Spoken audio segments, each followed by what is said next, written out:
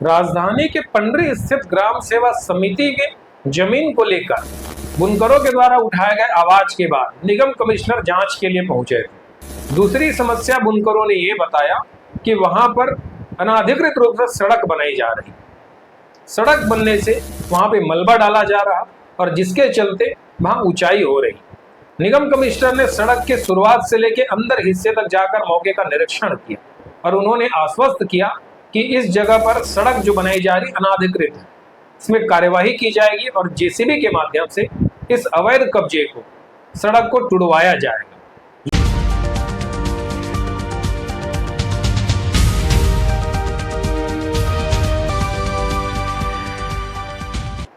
राजधानी के पंडरी स्थित ग्राम सेवा समिति के जमीन को लेकर बुनकरों के द्वारा उठाए गए आवाज के बाद निगम कमिश्नर जांच के लिए पहुंचे थे। नगर निगम 3 के जोन कमिश्नर जायसवाल जांच के लिए पहुंचे और उन्होंने बुनकरों से जो वहां पे रहते परिवार के साथ उनसे मुलाकात की, उनसे वहां होने वाली समस्याओं के बारे में जाना। बुनकरों ने उनको बताया कि यहाँ पे बिजली की पानी की समस्या हो रही है। भूमाफियाओं के द्वारा जमीन कारोबार से जुड़े लोगों के द्वारा उनके बिजली और पानी को काट दिया जा रहा है, उनको प्रताड़ित किया जा रहा है ताकि किसी भी प्रकार से वो उस जगह को छोड़कर भाग जाए और उनके द्वारा फिर उस जगह को कब्जा कर वहां पर बिल्डर प्लाट, अपार्टमेंट और फार्म हाउस, बंगलो बना सके। इस तरीके की वहां पर रणनीति अपनाई जा रही है।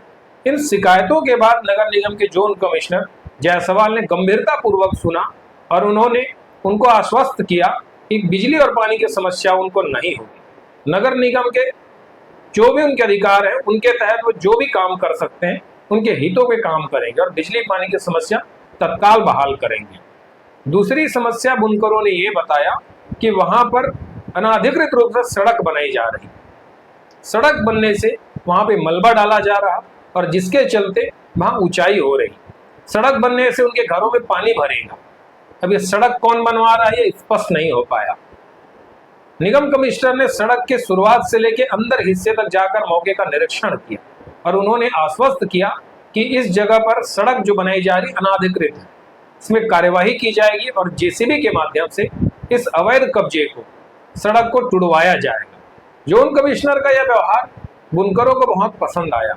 उन्होंने इस बात के लिए धन्यवाद दिया कि उनकी मांगों की सुनवाई की, त्वरित उन्होंने निरीक्षण करने पहुंचे, उनकी पानी और बिजली को बहाल किया जाए।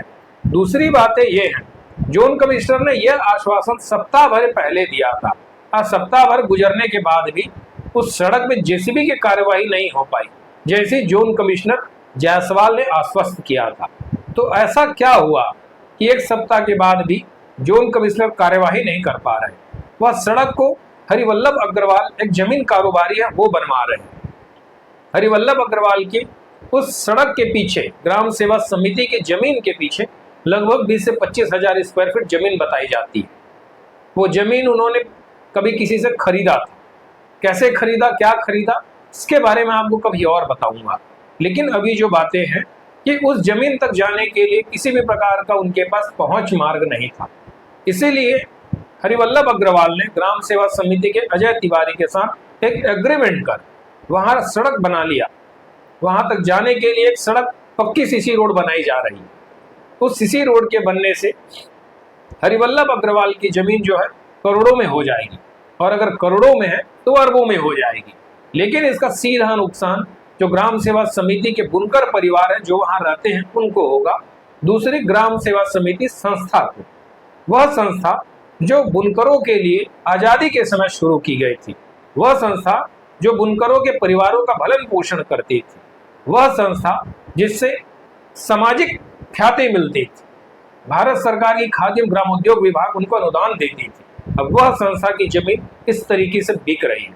मात्र 11 लाख रुपए में 30 फीट लंबी और लगभग 150 से 200 मीटर लंबी सड़क बनाने के लिए अनुबंध किया है। कागजों में तो सिर्फ 11 लाख है, लेकिन इसके पीछे की कहानी करोड़ों में बताई जा रही है। अब अजय तिवारी ने ऐसा अनुबंध हरिवल्लभ अग्रवाल को लाभ पहुंचाने के लिए किया, यह एक बड़ी बात है। जोन कमिश्नर जायसवाल ने से हम दोबारा जाकर पूछेंगे कि एक सप्ताह के बाद भी आखिर वो कार्यवाही क्यों नहीं कर पा रहे। क्या उन पे कोई दबाव आ रहा है, क्या उन पे कोई किसी भी प्रकार की राजनीतिक दबाव है, कोई प्रलोभन दिया जा रहा। आखिर ऐसी उनकी क्या मजबूरी है कि उनको कार्यवाही करने में असमर्थ हो गए।